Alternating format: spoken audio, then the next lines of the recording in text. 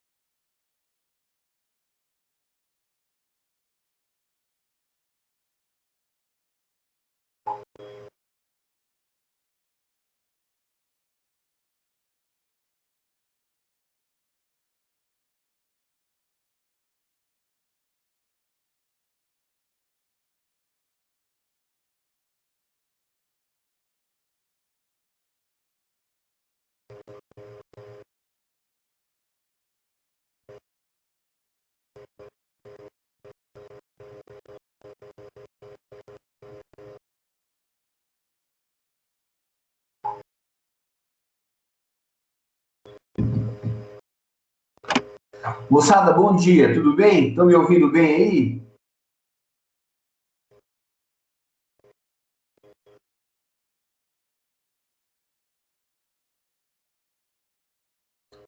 Jóia. Bom, se vocês estão ouvindo, vamos começar a nossa aula de hoje. A gente estava falando com vocês aí nas nossas aulas anteriores sobre dois recursos, né? A gente falou sobre os embargos infringentes e nulidade, né? Que é aquele julgamento não unânime que é feito no tribunal e com relação ao voto divergente, geralmente a gente vai usar os embargos infringentes e nulidade para rediscutir esse voto divergente que nos foi favorável de alguma maneira, né? Está lá no artigo 609, parágrafo único do Código de Processo Penal, e essa divergência, esse voto que nos é favorável, é a base de argumentação do nosso recurso de embargos infringentes ou de nulidade. Eu falei para vocês também que esse recurso de embargos infringentes é um recurso exclusivamente da defesa, né? É o advogado que geralmente vai explorar essa questão. Bom, logo na aula da semana passada, que a gente veio substituir o professor Gisualdo aí, nos nossos encontros, a gente falou do recurso ordinário constitucional, do ROC, né? Recurso ordinário constitucional.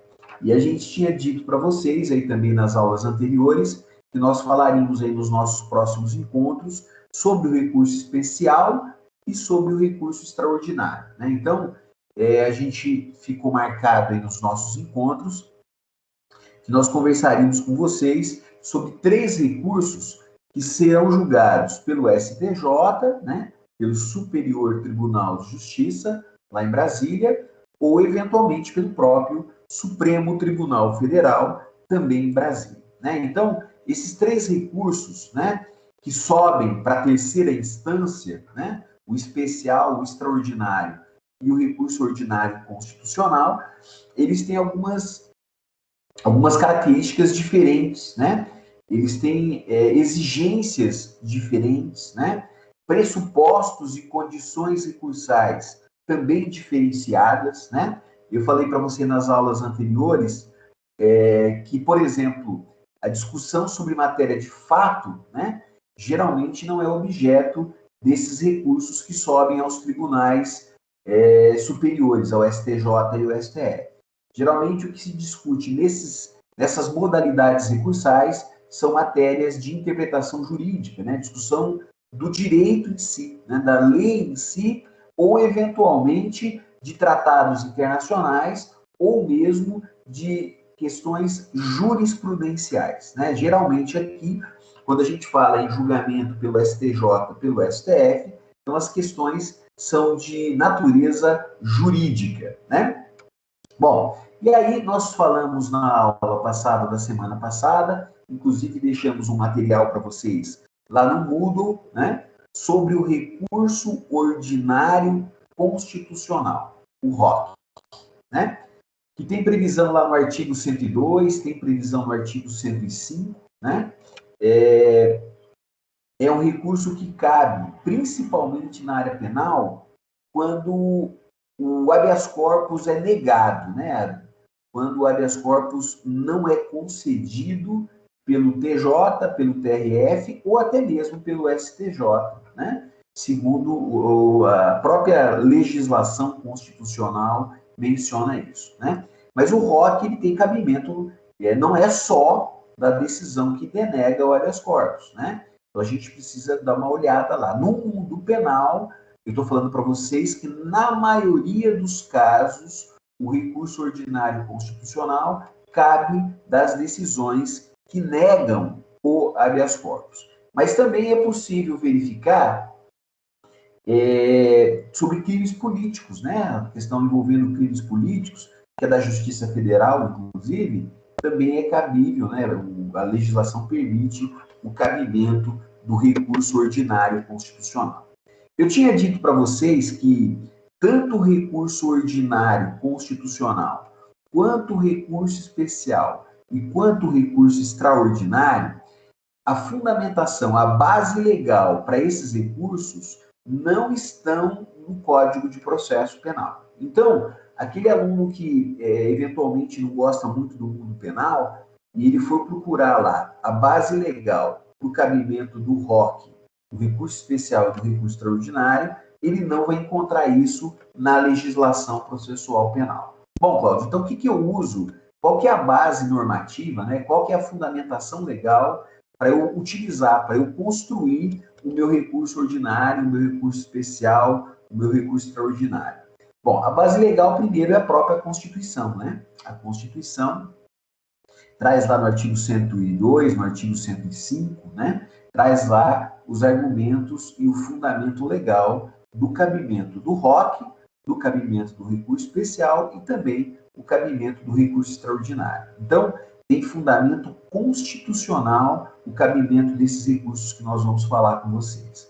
Além da nossa Constituição Federal, eu falei para você que tem uma lei importante, principalmente no tocante ao ROC, né? Que é a Lei 8.038/90, né? Em especial para o ROC, para o recurso ordinário constitucional, lá do artigo 30 ao 32, né? Acho que é isso, 30 ao 32, que tem as regras pertinentes ao cabimento do recurso ordinário constitucional. E com relação também, não só ao ROC, de uma certa forma, mas de forma mais clara, né, de forma mais, com aplicação maior, com relação ao recurso especial e com relação ao recurso extraordinário, a gente vai ter que utilizar, nesse caso, de maneira subsidiária, olha que interessante, hein? nós vamos ter que utilizar, além da Constituição, para o cabimento, para a base normativa do recurso extraordinário e do recurso especial, nós vamos ter que utilizar o Código de Processo Civil. Então, olha que interessante, né? Para a gente poder, né? Para a gente poder estudar, né? Na prática o recurso especial e o extraordinário, nós vamos ter que utilizar de maneira subsidiária o Código de Processo Civil. Então, olha que interessante, né? Não há na legislação processual penal, e muito menos a Lei 8.038/90, que ela foi derrogada, foi revogada no tocante ao recurso especial ou ao recurso extraordinário, nós vamos ter que utilizar lá, principalmente, o artigo 1029 e seguintes do CPC. Bom, então, para a gente começar a estudar hoje aqui o recurso especial extraordinário, a primeira premissa que eu preciso falar com você, né, antes da gente começar a falar em especial desses recursos, a gente tem que esquecer um pouquinho, infelizmente, a lei processual penal, e a gente vai usar a Constituição e o Código de Processo Civil a partir do artigo 1029 do CPC. Inclusive, com regras novas, né? A partir de 2015, nós temos várias regras diferentes que são aplicadas no âmbito do recurso especial e do recurso extraordinário. Bom, a Milena me mandou um ROC lá, do exercício do ROC, que eu deixei para vocês, né? Não sei se vocês chegaram a ver lá o exercício do recurso ordinário constitucional, que eu deixei para vocês lá. Chegaram a ver lá no Moodle, eu disponibilizei lá com material de aula, eu disponibilizei também um recurso, um exercício sobre o recurso ordinário constitucional. Chegaram a olhar, chegaram a ler? Hã? Chegaram a verificar, moçada, esse exercício lá sobre o recurso ordinário constitucional? Sim, professor. Chegaram a ver lá? Paulo, você tem alguma dúvida sobre esse exercício? Não sei se é o Paulo que me ligou. Chegaram, tá falando aqui. Tem alguma dúvida? Hã?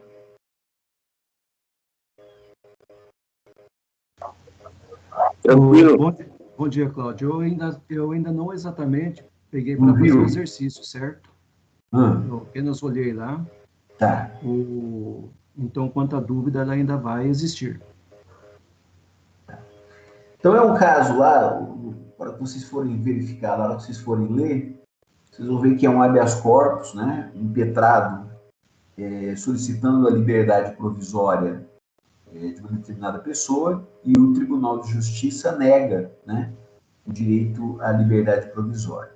E aí, essa negativa do habeas corpus do Tribunal de Justiça de São Paulo daria possibilidade para discussão em sede de recurso ordinário constitucional sobre o direito constitucional, inclusive o direito subjetivo a responder o processo em liberdade, né?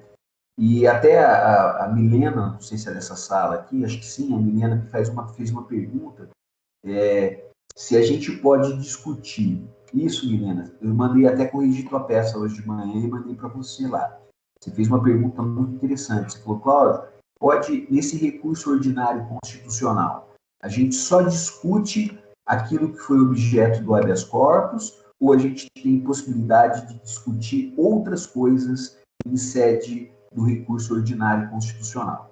E aí, eu até coloquei para você na resposta do seu e-mail lá, eu falei que o Avena, né, vocês já ouviram falar? Tem inclusive o livro dele na biblioteca digital. Vale a pena olhar esse livro aí do Avena, né? A legislação processual penal, Código de Processo Penal, né? É muito bom esse autor, e ele tem um livro muito didático sobre processo penal, e ele diz lá, quando ele fala de recurso ordinário, inclusive foi esse material que eu tirei para mandar para vocês um resuminho lá. Ele fala que o recurso ordinário constitucional, Milena, pode ser discutido várias outras coisas, né? ele até faz uma equiparação à apelação. Ele fala assim, olha, o ROC pode ser utilizado na discussão vários outros argumentos. No nosso caso aqui, foi o direito subjetivo à liberdade provisória, mas poderia, em tese, se discutir outras coisas no âmbito do recurso ordinário constitucional, tá? Então, na maioria das vezes, Milena, o advogado traz na discussão do ROC aquilo que ele discutiu em sede de habeas corpus, mas não necessariamente só isso, né? Pode ser, por exemplo, uma nulidade absoluta que eventualmente não foi discutida, mas que o advogado consegue vislumbrar agora, né? E, portanto, poderia, em tese, sim, em sede de recurso ordinário constitucional, discutir outros assuntos, tá? Nesse exercício que a gente colocou, né?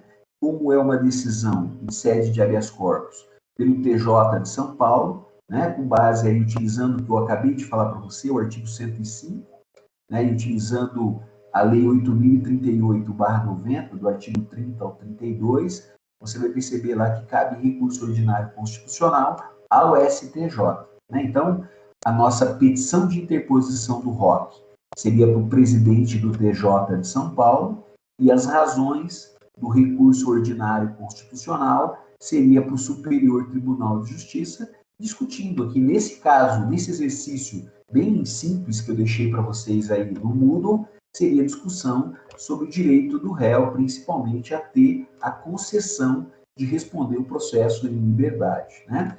Do direito subjetivo dele em discutir, né, em discutir o processo, aguardando o julgamento em liberdade. Era mais ou menos isso que vocês deveriam ter avaliado, né, e construído lá. Peça tua, Belina, tá boa, é isso mesmo que tem que fazer, né? A ideia é mais ou menos essa, beleza?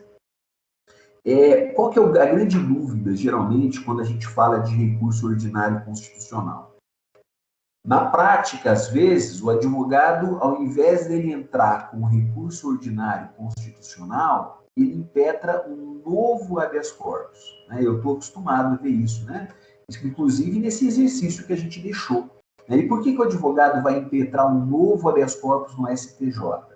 Porque o recurso, a gente sabe que o recurso tem uma tramitação mais demorada, né? Ele é mais vagaroso, o julgamento de um recurso, diferentemente do habeas corpus, onde o habeas corpus tem um pedido liminar. Então, geralmente, os advogados, quando eles têm negado o habeas corpus, tanto no TJ quanto no TRF, ou mesmo quando é negado o habeas corpus no STJ, na maioria dos casos, a gente vê o advogado impetrando outro habeas corpus para o Tribunal Superior. Então, nesse caso do exercício que a gente deixou para vocês aí, o advogado geralmente impetraria outro habeas corpus no STJ e não usaria o recurso ordinário constitucional, justamente em razão da lentidão para julgamento do ROC. Mas o que a gente vem analisando também?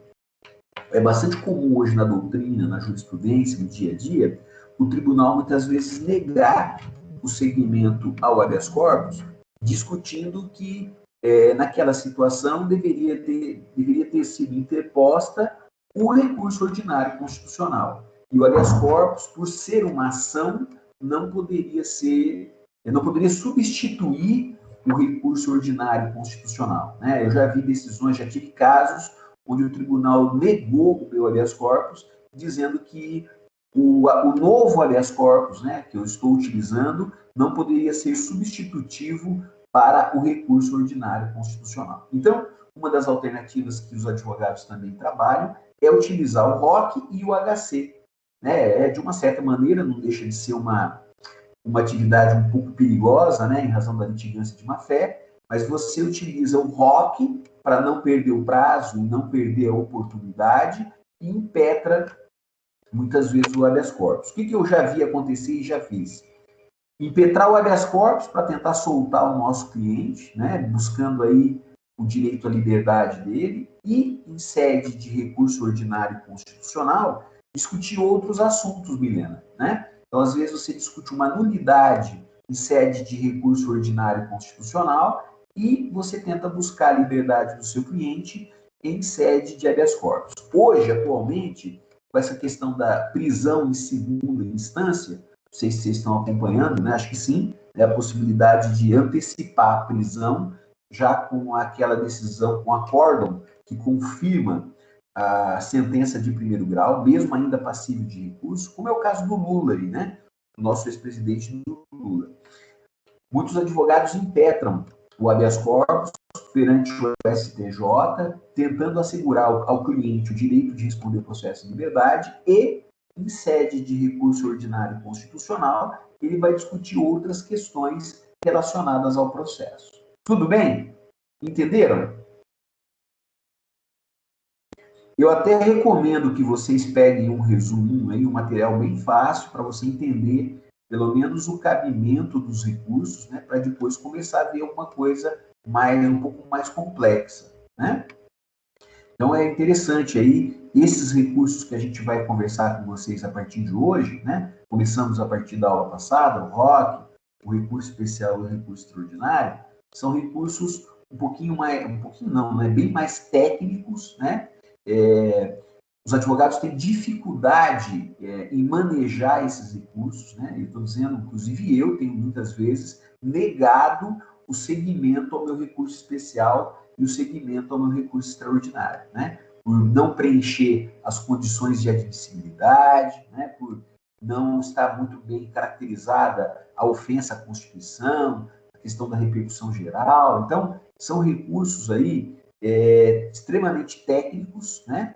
E que nós temos dificuldade em utilizá-los muitas vezes na prática, em razão das exigências que não só a lei impõe, mas também a jurisprudência exige, né? Você vai perceber que tem várias súmulas, colocando aí vários pressupostos recursais no âmbito do recurso especial, no âmbito do recurso extraordinário. Já para discutir esses recursos no exame de ordem, né, em matéria penal, o que cai é o ROC, tá? No exame de ordem, eu já vi algumas vezes cair o recurso ordinário constitucional. Mas o recurso especial e o recurso extraordinário não vem caindo aí no exame de ordem em matéria penal, tá? Eventualmente cai lá em matéria constitucional, né?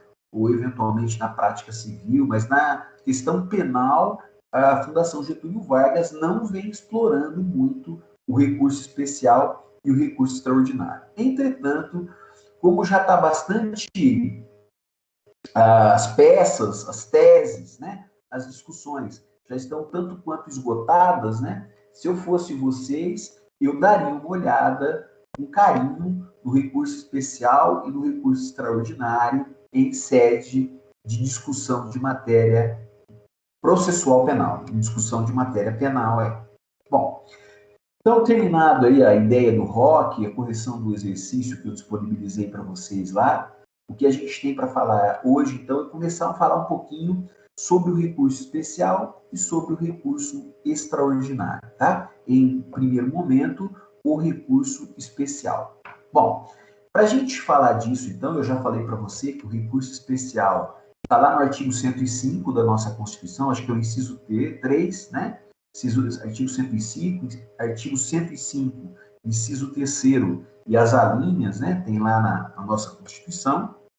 E, de forma subsidiária, a gente utiliza aí o artigo 1029 até o artigo, deixa eu só olhar aqui para lembrar para você, artigo 1029 até o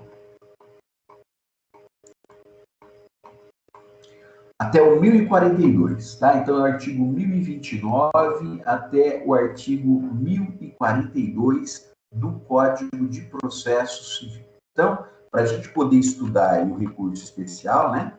Para a gente estudar o recurso especial e o extraordinário, a gente vai olhar aí artigos, né? 1029 ao 1042 do CPC. Beleza? Então, a base legal, o fundamento legal, a estrutura aí, são esses dispositivos que a gente vai começar a trabalhar. Bom, O prazo, né, para a gente começar, então a base legal são esses artigos aí do CPC e o artigo 102 e o artigo 105 da nossa Constituição Federal, tá? Além da Constituição, além do CPC, para a gente construir o recurso especial e o recurso extraordinário, é importante que a gente também tenha em mente aí o regimento interno dos tribunais. Regimento interno dos tribunais, tá? Em especial do STJ e do STF. Lógico que a gente aqui, nós não vamos chegar a tal ponto, né? Mas é extremamente importante que você saiba, né, como aluno, que o regimento interno dos tribunais estabelece regras próprias, né? Tem legislação e regras relacionadas, inclusive como se faz sustentação oral, qual é o prazo para fazer a sustentação oral, se tem que pedir com antecedência, né? Se você pode pedir o adiamento de um julgamento, né? Então, isso é importante, né, em prática, né, na atividade de prática, seja na prática penal, na prática civil, na prática trabalhista, né, que você aprenda a olhar o regimento interno dos tribunais, em especial esses tribunais superiores, né, o STJ e o STF, onde eles legislam, até tem uma discussão se esses regimentos seriam constitucionais ou não, né, já que não nascem do poder legislativo, né, não nascem de uma atividade tipicamente legislativa, mas sim da atuação dos tribunais em auto-organizarem, né, uma maneira de auto-organizar os seus serviços, as suas atividades. E aí a gente tem aquela questão das funções típicas e atípicas, né? O regimento interno é uma função atípica do judiciário, já que através de regras próprias, eles criam maneiras de atuação dentro desses tribunais. Inclusive, né, meus amigos, tem aí, às vezes, até discussões, agravos regimentais, eu não sei se você já ouviu falar disso, né? Discussões que são utilizadas como fundamento, às vezes, o próprio regimento interno para tentar debater alguns temas ainda dentro da discussão jurídica. Então, esses atos normativos, né, já tem entendimento aí do Supremo que o regimento interno são atos normativos constitucionais e, portanto, sendo atos normativos com plena constitucionalidade, eles podem ser aplicados aí. Então, além, né, da Constituição Federal, do artigo 102, do artigo 105, além do CPC, né, do artigo 1029 ao artigo 1042, temos também que olhar também o regimento interno. Além disso, né, nós também temos as súmulas, né? As súmulas, né, e a jurisprudência, de uma certa maneira, também são bastante utilizadas em sede de recurso especial e também em questão de recurso extraordinário. Para quem faz estágio, para quem está acostumado a ver as coisas aí, você vai ver que muitas vezes, quando a gente fala em recurso especial, recurso extraordinário, muitas vezes tem alguma súmula envolvendo a questão. Ou para negar o seguimento ao recurso, ou para demonstrar que não houve o debate de maneira aprofundada, né? Ou que não foi esgotado os recursos ordinários, né? Então, isso também é relevante no estudo prático do recurso especial e extraordinário, né? Além do que a gente está acostumado, que é usar a Constituição, que é usar a lei processual, além disso, o regimento interno e também o entendimento sumulado, né? O que a gente chama de precedentes, né? Os precedentes jurisprudenciais também são importantes nessa discussão do recurso especial e do recurso extraordinário. Bom, eu ainda vou deixar para vocês um material lá, né? Um resumo sobre isso, um modelo de recurso especial, um modelo de recurso extraordinário.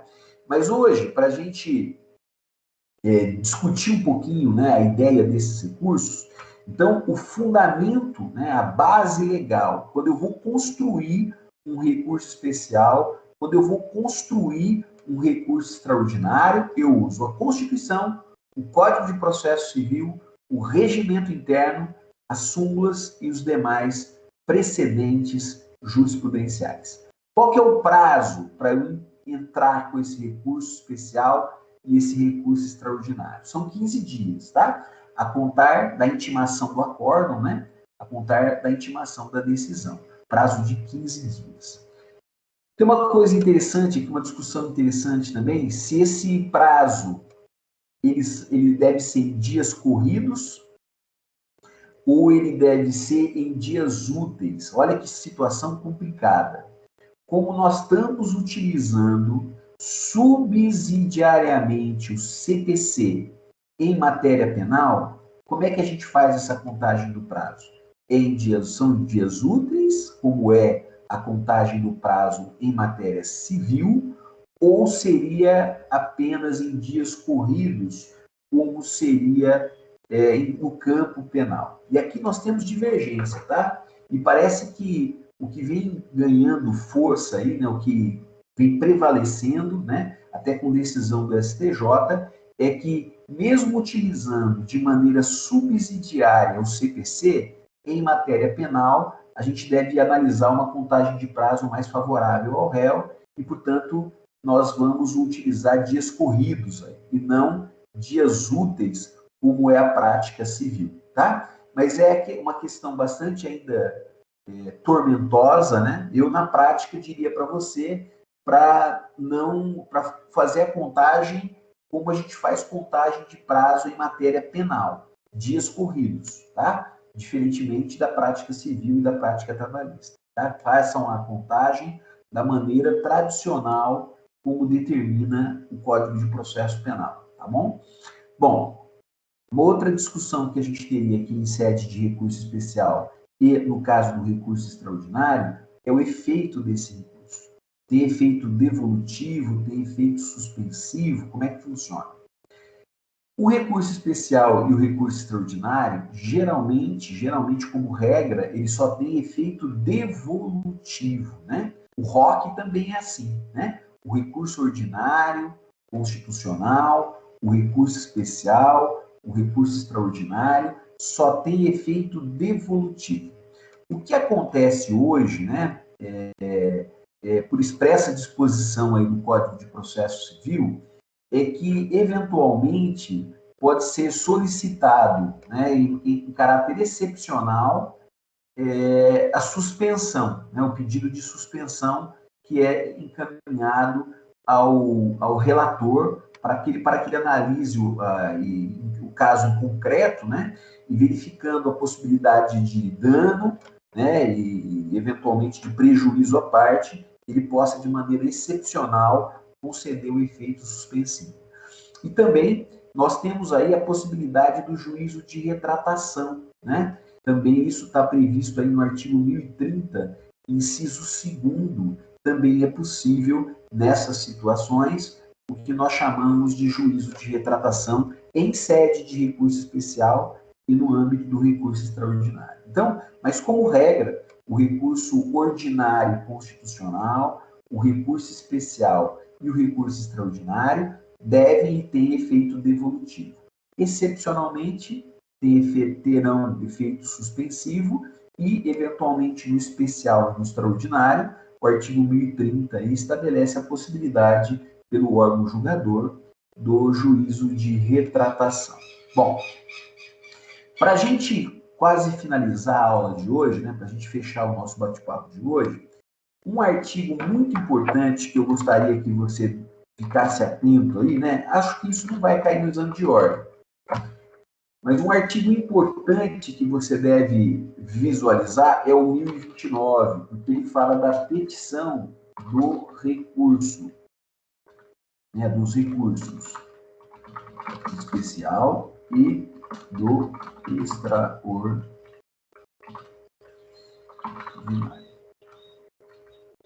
Então, eu vou te falar o seguinte: se isso aqui, eventualmente, se esse recurso especial, o mesmo recurso extraordinário, vier a cair, né? Cair no exame de ordem, você não deve ficar desesperado, porque o artigo 1029, ele fala como que a gente deve fazer esse recurso, né? O artigo 1029 traz um passo a passo aí, né? E o que fala o 1029? Ele fala o seguinte, né? O recurso extraordinário e o recurso especial, nos casos previstos na Constituição Federal, serão interpostos perante o presidente ou vice-presidente do tribunal recorrido, né? Geralmente aí o TJ, Tribunal de Justiça, Tribunal Regional Federal, ou até o próprio STJ, quando vai para o STF, em petições distintas que conterão. Olha lá então, ó, o que geralmente vai ter a nossa petição, né? O que geralmente vai conter a nossa petição aqui de recurso especial e de recurso extraordinário. Então, olha o que fala aí o 1029. Ele fala o seguinte, né? Que essa petição vai ter o seguinte: a exposição do fato e do direito, a demonstração do cabimento do recurso interposto e as razões do pedido de reforma ou de invalidação da decisão recorrida. Então, para a gente poder construir o recurso especial e o recurso extraordinário, a gente tem aí no artigo 1029 as dicas importantes de como que nós devemos construir um bom recurso especial e um bom recurso extraordinário. Então, nós temos lá, mas Cláudio, como é que é a cara disso? É como a gente vinha trabalhando. Tem a petição de interposição e tem juntamente a petição de razões recursais. Então, vamos imaginar uma situação onde, eu até estou com um caso interessante aqui, está sendo julgado hoje, esse caso aqui. O meu cliente foi julgado online, né, julgamento virtual, sem a minha intimação, sem que eu fosse intimado para acompanhar esse julgamento. E aí eu entrei com o embargo de declaração, né, pedindo aquela natureza modificativa, pedindo o reconhecimento de que o julgamento foi nulo. E com o julgamento desses embargos de declaração, abrirá prazo para eu entrar com o recurso especial e com o recurso extraordinário. Nesse exemplo aqui que eu estou falando, nesse caso que eu estou advogando, eu vou entrar principalmente com recurso especial, né? E nesse recurso especial, a minha petição de interposição vai para o desembargador-presidente do Tribunal de Justiça de São Paulo, né? E as minhas razões recursais serão endereçadas para os ministros do Superior Tribunal de Justiça. Então, a petição de interposição, segundo fala o artigo 1029 do CPC, ela é interposta para o tribunal recorrido, né? Ou o presidente do Tribunal de Justiça ou o presidente do Tribunal Regional Federal, dizendo, inclusive, que você vai inconformado, né, com aquele acórdão, que você vai levar a discussão aos tribunais superiores, né? No nosso caso aqui, o recurso especial será encaminhado ao Superior Tribunal de Justiça. Bom, então, essa é a petição de interposição. Nas razões, né, vou colocar lá, razões de recurso especial, né, número do processo, recorrente, recorrido, né, egrégio Superior Tribunal de Justiça, eméritos ministros, né, douto representante do Ministério Público, e aí eu já vou utilizar aí o inciso 1, o inciso 2 e o inciso 3, a exposição do fato e do direito, né? Até alguns advogados utilizam aí de maneira inversa, eles colocam assim, primeiro, demonstração de cabimento do recurso especial e do extraordinário. Aí que eles fazem, inciso 2, exposição do fato e do direito, e o inciso 3º, o porquê que você quer a reforma ou a invalidação da decisão recorrida. É uma maneira também, é uma dica prática para que você eventualmente venha construir o seu recurso especial e o seu recurso extraordinário. Bom, eu gostaria que você passasse os olhos lá, vou deixar um material para a próxima aula, né, para a gente dar continuidade aí, porque eu tenho bastante coisa para falar com vocês sobre recurso especial, sobre recurso extraordinário. Alguma dúvida, moçada? Dúvida, pergunta?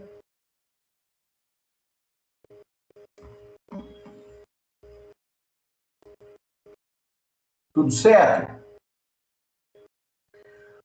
Bom, então é isso que eu tenho para falar para vocês aí. Boa semana, tá joia? Vou deixar o material lá no Moodle conteúdo para você poder dar uma lida, para você acompanhar. Um grande abraço aí para vocês, tá bom? Tchau, tchau. Eu que agradeço, Kaori. Tchau, tchau.